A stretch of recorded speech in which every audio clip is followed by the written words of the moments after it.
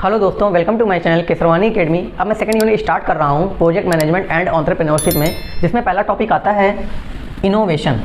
Innovation का क्या मतलब होता है कि किसी बिजनेस आइडिया पे, मतलब एक आपने आइडिया सोचा और उस आइडिया पे वर्क करके आपने एक नए प्रोडक्ट को क्रिएट किया, नई सर्विस को ओपन किया, ठीक है, अपने ऑर्गेनाइजेशन में। यही हमारा कहलाता है इनोवेशन। ऐसे आप लोग समझ सकते हैं कि आपके कंपनी में कई सारे लोग काम कर रहे हैं, ठीक है, हर के माइंड में एक ना एक आइडिया चल रहा होगा कि मुझे इन प्रोडक्ट पे ध्यान देना चाहिए, इस तरीके के प्रोडक्ट, इस तरीके की सर्विस बनानी चाहिए जिससे मेरे ऑर्गेनाइजेशन का इंप्रूवमेंट हो, ठीक है। तो आप सबके आइडिया सुनेंगे।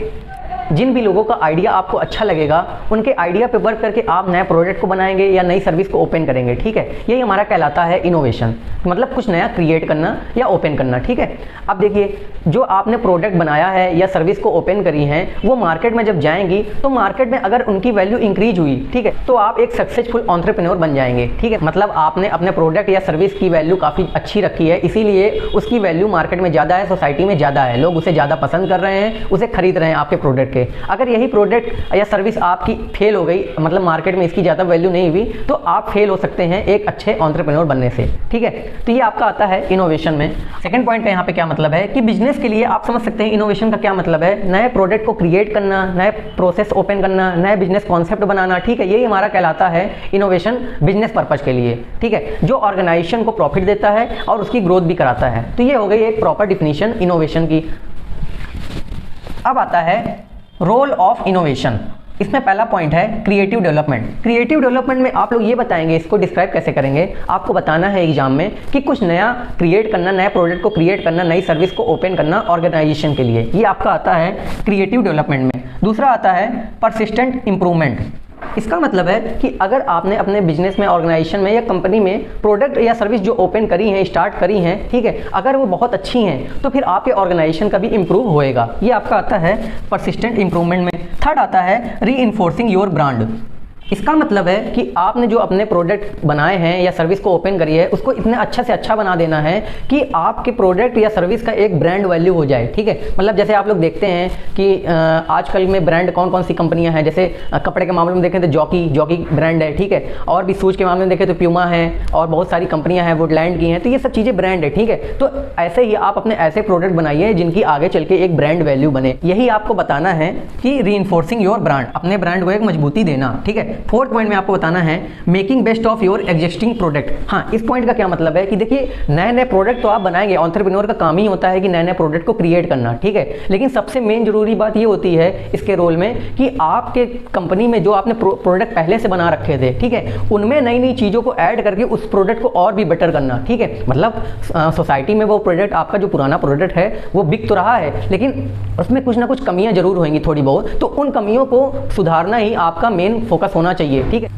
तो ये चीज़ें आपके आती हैं फोर्थ रोल में, ठीक है। फिफ्थ आता है responding to trends and competition. हाँ, अब आप जानते हैं कि अगर आपने प्रोडक्ट को अच्छा बनाया है या सर्विस आपकी अच्छी होएगी तो आगे चल के वो सोसाइटी में उसका एक ट्रेंड होएगा, कंपटीशन होएगा अदर कंपनीज के साथ, है कि नहीं। तो यही होता है कि अगर आपने अपने प्रोडक्ट की वैल्यू अच्छी रखी है, अपने सर्विस अपनी अच्छी रखी है, सही टाइम पर लोगों को वो अपनी सर्विसेज सही से दे रहा है, ठीक है, तो इससे आपके प्रोडक्ट का या सर्विस का एक ट्रेंड पे आएगी और अदर कंपनीज के साथ आपके ब्रांड की कंपटीशन भी होएगा, ठीक है। सिक्स आता है having a unique selling point. आप अपने प्रोडक्ट में नई नई चीज़ें, इंटरेस्टिंग जो वैल्यूज हैं उसमें ऐड करिए, ठीक है, जिससे आपके कंपनी को एडवांटेज मिल सकेगा और भी अच्छी आपकी बिजनेस जो है इंप्रूव कर सकेगा। ये आपका आता है 6 पॉइंट में, ठीक है। तो ये आपके हो गए रोल ऑफ इनोवेशन।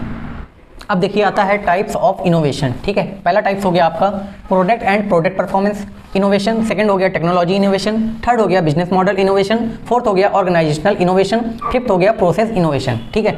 अब देखो यहाँ पे जैसे मैंने ये स्ट्रक्चर बनाया है, ठीक है, आप लोगों को भी ऐसे ही एग्जाम में स्ट्रक्चर बना के आना है। सबसे मेन पॉइंट ये होता है किसी भी एग्जाम के लिए कि आप कैसे अपने कॉपी में प्रेजेंट कर रहे हैं कंटेंट को, ठीक है। तो जैसे यहाँ पे मैंने पूरा सिस्टम तरीके से बनाया हुआ है, इसके टाइप्स ऐसे ही आप लोग हर क्वेश्चन में, किसी के भी टाइप्स, कोई भी क्वेश्चन आया हुआ हो तो हर क्वेश्चन के टाइप्स में ऐसे ही डायग्राम बनाया करिए। इससे क्या होता है कि देखो जितने भी टाइप्स हैं यहाँ पे सीधे सीधे एग्जामिनर को दिख जाएंगे कि हाँ आपने बिल्कुल सही टाइप्स लिखे हुए हैं। अगर आप पॉइंट वाइज लिखेंगे, फिर उसकी डिफिनीशन लिखेंगे, फिर उसके बाद दूसरी टाइप्स लिखेंगे, तो ऐसे क्या होता है कि एग्जामिनर जब कॉपी जल्दी जल्दी चेक करता है तो पेज पलट देता है, उसे जल्दी जल्दी में दिखता नहीं है, ठीक है, क्योंकि वहाँ पे वो जल्दी जल्दी कॉपी चेक करता है एग्जामिनर, क्योंकि उसके पास बहुत सारी कॉपी होती है, ठीक है। अगर आप एक ही जगह पे सारे टाइप्स ऐसे डायग्राम बना के रख देंगे तो समझ जाएगा कि आपने बिल्कुल सही कंटेंट लिखा है और आपको सही नंबर, अच्छे नंबर देगा एग्जाम में, किसी भी एग्जाम में। ये चीज़ें जरूर ध्यान रखा करो। कोई भी टॉपिक हो वहाँ पे अगर डायग्राम हो भी नहीं तब भी आप ऐसे प्रेजेंट करो अपने कंटेंट को कि लगे कि हाँ आपने डायग्राम में उसको बिल्कुल अच्छे तरीके से समझाया है। ठीक है, तो जैसे यहाँ पे देखो मैंने ऐसे बनाया तो ऐसे ही बना के आना बिल्कुल। ठीक है, अब देखो एक एक करके मैं बताने जा रहा हूँ, सुनते जाना।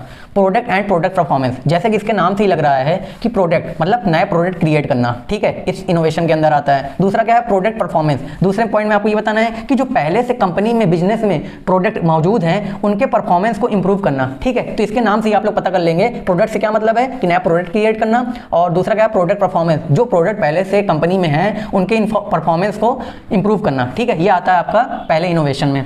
दूसरा आता है टेक्नोलॉजी इनोवेशन। इसमें आप क्या बताएंगे कि देखो आजकल जो है नई नई टेक्नोलॉजीज बनती हैं। ठीक है, वो टेक्नोलॉजीज जो है दूसरे इनोवेशन को, मतलब दूसरे बिजनेस को भी हेल्प करती हैं। ठीक है, तो इसमें आपको बताना है टेक्नोलॉजी इनोवेशन में कि नई टेक्नोलॉजी आती हैं और वो दूसरे इनोवेशंस को भी हेल्प करती हैं। ठीक है, उन्हें लीड करती हैं। अब जैसे एग्जाम्पल के तौर पर आप समझ सकते हैं इंटरनेट देखो, एक जिसने इसको स्टार्ट किया होगा वो अपने कंपनी का तो फायदा ले ही रहा है इंटरनेट के साथ साथ, लेकिन इंटरनेट दूसरे भी कंपनियों को हेल्प कर रहा है। ठीक है, आप लोग जानते हैं इंटरनेट का आजकल हर जगह पे यूज है। ठीक है, तो वही यहाँ पे आपको बताना है इस इनोवेशन में, टेक्नोलॉजी इनोवेशन में। न्यू टेक्नोलॉजी दूसरे इनोवेशंस को, दूसरे कंपनियों को भी हेल्प करती है, लीड कर सकती है। ठीक है, अब आता है third, business model innovation. Business model innovation में आपको बताना है कि different channels, different technologies, different new markets का यूज करके हम लोग एक नए बिजनेस मॉडल को क्रिएट करते हैं, जिससे कस्टमर जो होते हैं हमारी तरफ अट्रैक्ट होते हैं। ठीक है, हमारे कंपनी में आते हैं और उन्हें हम प्रोडक्ट प्रोवाइड कराते हैं। ठीक है, तो ये आपका आता है बिजनेस मॉडल इनोवेशन में। ऑर्गेनाइजेशनल इनोवेशन में आपको क्या बताना है, आपको इसमें बताना है कि रिसोर्सेज को मैनेज करना, शेयर करना नए तरीके से। ठीक है, नए नए रास्तों से रिसोर्सेज को मैनेज करना या उन्हें शेयर करना ही हमारा कहलाता है ऑर्गेनाइजेशनल इनोवेशन। ठीक है, एक प्रकार से ये भी एक इनोवेशन होता है। अब आता है फिफ्थ, प्रोसेस इनोवेशन। इसमें आप लोग पहले पॉइंट में बताएंगे, इसके अंदर प्रोडक्शन, डिलीवरी, कस्टमर इंटरेक्शन शामिल होते हैं। ठीक है, अब इसके सेकंड पॉइंट में आप लोग क्या बताएंगे, प्रोसेस इनोवेशन जो है ये जो पहले से प्रोडक्ट कंपनी में है, ठीक है, जो पहले से प्रोडक्ट बने हुए हैं कंपनी में, उसके इफिशियंसी को इंप्रूव करता है। ठीक है, तो ये आप लोग बताएंगे प्रोसेस इनोवेशन में। तो मैंने यहाँ पे आपको पांचों इनोवेशन बता दिए हैं जो इसके टाइप्स हैं। ठीक है, तो एक एक करके आप लोग ऐसे ही प्रेजेंट करिएगा अपने कॉपी में। ठीक है, तो आपको नंबर एग्जामिनर अच्छे देगा। तो ये आपके आते हैं टाइप्स ऑफ इनोवेशन। अब देखो types of innovation on the basis of change in market and technology. ठीक है, इसमें कितने प्रकार के टाइप्स होते हैं, 4 टाइप्स होते हैं। पहला होता है इंक्रीमेंटल इनोवेशन, दूसरा होता है डिसरप्टिव इनोवेशन, थर्ड होता है आर्किटेक्चर इनोवेशन, फोर्थ होता है रेडिकल इनोवेशन। ठीक है, आपको ये डायग्राम भी बना के आना है। ये इंक्रीमेंटल है, डिसरप्टिव है, आर्किटेक्चरल है, ये रेडिकल है। ठीक है, ऊपर आप मार्केट के लिए एरो कर देंगे और इधर टेक्नोलॉजी शो कर देंगे। अब देखिए इंक्रीमेंटल इनोवेशन क्या होता है। पहले पॉइंट में आप लोग ये बताएंगे कि जो आपकी एग्जिस्टिंग टेक्नोलॉजी है, मतलब जो आपके कंपनी में पहले से ही टेक्नोलॉजी मौजूद है, उसी का ये यूज करता है ये इनोवेशन। ठीक है, दूसरे पॉइंट में आप लोग बताएंगे कि आपके जो एग्जिस्टिंग मार्केट है, ठीक है, जो आपके कंपनी के अंदर जो आपकी मार्केट पहले से बनी हुई है, उसमें ये कस्टमर के लिए वैल्यू को इंक्रीज कर देता है। ठीक है, अब आता है डिसरप्टिव इनोवेशन। डिसरप्टिव इनोवेशन में आप लोग क्या बताएंगे, पहले पॉइंट में किसको हम लोग स्टेल्थ इनोवेशन भी कहते हैं। दूसरा पॉइंट आप लोग बताएंगे कि आपके कंपनी की जो करंट मार्केट है अभी, उसमें नई टेक्नोलॉजी को, नए प्रोसेसेस को अप्लाई करना इसमें शामिल होता है इस इनोवेशन में। ठीक है, ये होता है डिसरप्टिव इनोवेशन। थर्ड आता है आर्किटेक्चरल इनोवेशन। इसमें आप लोग बताएंगे कि आप लेसन्स, स्किल्स और ओवरऑल टेक्नोलॉजी को सीखेंगे पहले, फिर उसे डिफरेंट मार्केट में उसको अप्लाई करेंगे। जो आपने सीखा है, लेसन्स को, स्किल्स को और टेक्नोलॉजी को जो सीखा है, उसे डिफरेंट मार्केट में फिर अप्लाई करेंगे। ये होता है आर्किटेक्चरल इनोवेशन। फोर्थ आता है रेडिकल इनोवेशन। इसमें क्या होता है, नई टेक्नोलॉजी, सर्विसेज, बिजनेस मॉडल को क्रिएट करना इसमें शामिल होता है इस इनोवेशन में, जिससे आपकी नई मार्केट जो है, कंपनी की नई मार्केट है, वो ओपन हो सके। ठीक है, तो ये होता है रेडिकल इनोवेशन। ये आपके आते हैं types of innovation on the basis of change in market and technology. ठीक है, तो थैंक यू गाइज। अगर आपको वीडियो पसंद आई हो तो वीडियो को लाइक करें, शेयर करें और मेरे चैनल को सब्सक्राइब करें। Thank you.